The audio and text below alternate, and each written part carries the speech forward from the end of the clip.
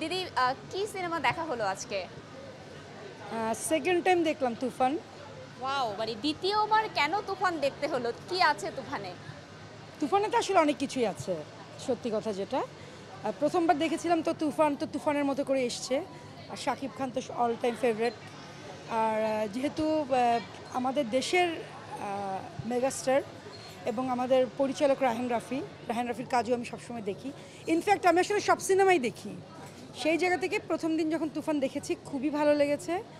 একদিকে শাকিব খান, একদিকে চঞ্চল চৌধুরী, ইনফ্যাক্ট পুরাটা টিমের মধ্যে ছোট ছোট যে অ্যাক্টরগুলো আছে তারাও কিন্তু ভালো অভিনয় করেছে। এবং ক্যামেরার কাছ থেকে শুরু করে গান এবং এত বড় অ্যারেঞ্জমেন্ট আমি আসলে আমার মনে পড়ে না যে আমি বাংলাদেশের কোনো সিনেমায় দেখেছি কিনা। মানে এটা আমার মনে পড়ে না, আমার ভুল হতে পারে, তবে আমি দেখি নাই।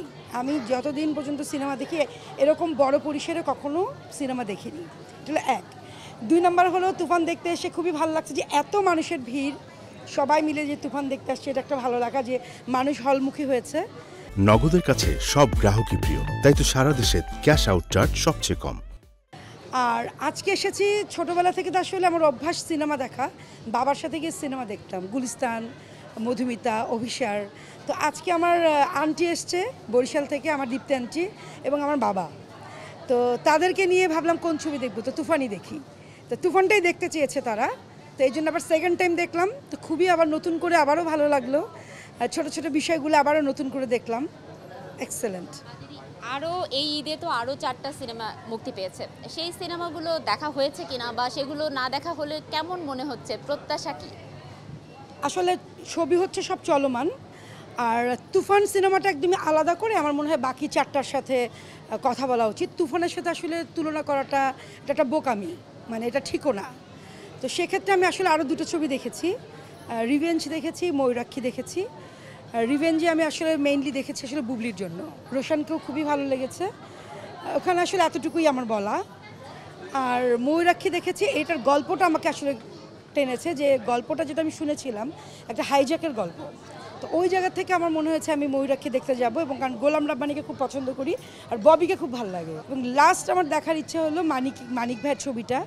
উনি একজন ভালো মেকার, ন্যাশনাল অ্যাওয়ার্ড পেয়েছেন এবং তিনি একটা ছবি বানিয়েছেন। অবভিয়াসলি আমি ওই ছবিটা দেখব। ছবি সবাই মিলে দেখতে আসছে, এটা একটা বড় কথা।